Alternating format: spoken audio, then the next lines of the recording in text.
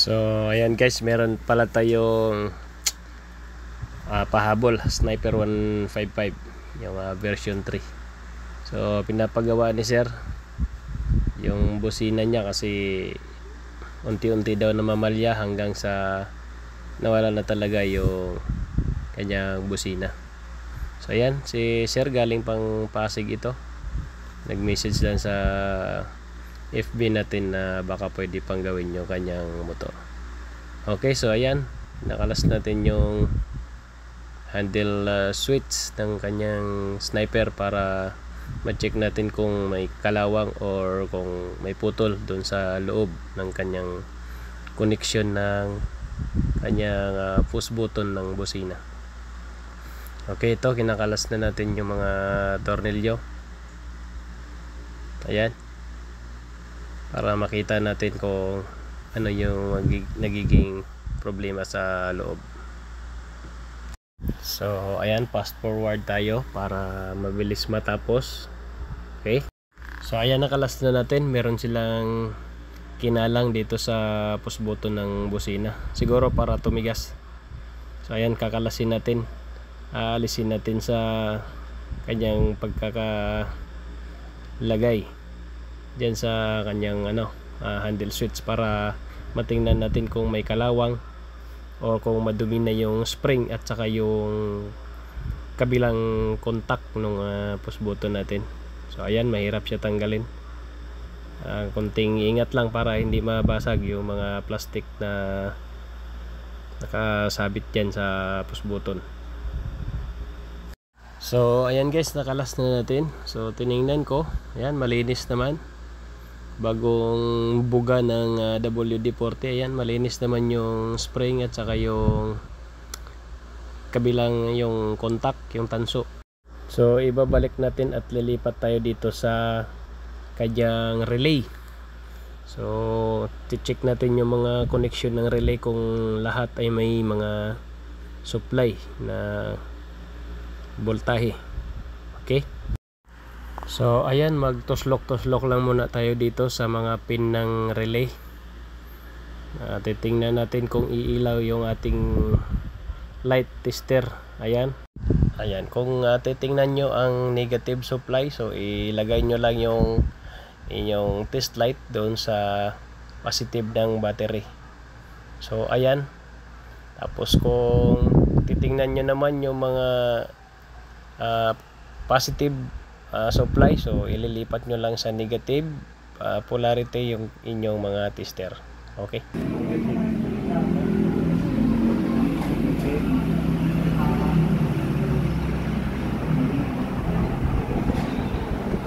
pagkaan mo negative ang negative ko, positive supply ay dapat ito meron to. Anong kulay ito? Blue yellow. So ayan, nakita na natin yung walang supply, yung output ng relay, ng horn relay natin. So ayan, tingnan natin dito sa kabilang linya yung wire na galing doon sa push button. Tingnan natin kung tumatagos dito sa relay yung kanyang supply ng negative. Kasi itong Sniper natin na ginagawa ay negative trigger po ang kanyang push button, kaya titingnan natin kung tumatagos po doon sa relay yung negative supply. So ayan, i-fast forward uli natin para mabilis tayong matapos. So ayan, titingnan natin yung wire na galing doon sa push button kung tumatagos ang kanyang supply, ang negative. So ayan po mga lods, nakita natin na walang supply ng negative yung galing sa push button. Ayan, yung kulay pink. So dyan tayo magte-test. So ayan, titignan natin kung bakit anong problema niya, kung bakit walang supply. So ayan, tiningnan ko uli yung kanyang push button ng busina at tinisting ko uli. So ayan, lumabas na po ang kanyang negative supply galing sa push button. Ayan, i-double check lang natin ang push button natin kung talagang meron na siyang negative supply na lumalabas. So ayan, okay na siya, may ilaw na yung ating test light. So ilipat natin dito sa negative ng ating battery. So check naman natin yung accessories wire at saka yung pinaka main supply. So ayan, umiilaw na po siya. At ito na guys, papalitan natin ng horn relay kasi ito yung may problema. Kaya hindi na po gumagana ang kanyang busina. Ito lang muna pang samantagal. Yun.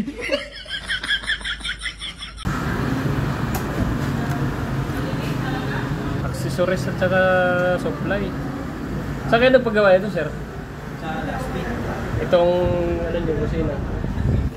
Pinagsama niya yung accessories wire at saka dapat dito tayo mag-tap sa battery para sulit.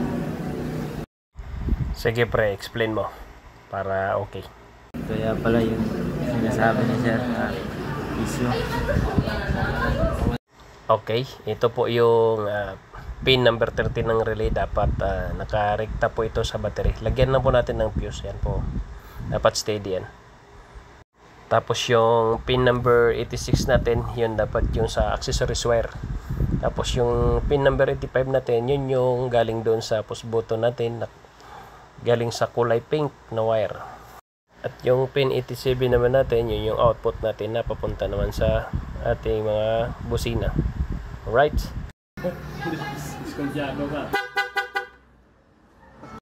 So ayan, tumingog-tingog ng ating busina. So gagawin natin dito, ayusin na lang natin, babalutan natin ng electrical tape, i-wire management natin para malinis ang ating gawa at walang kalat.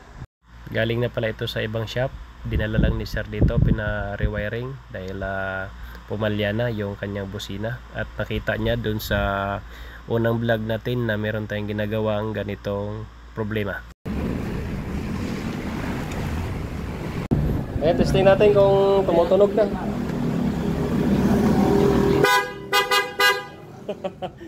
Lakas ano? Okay na yan, sir.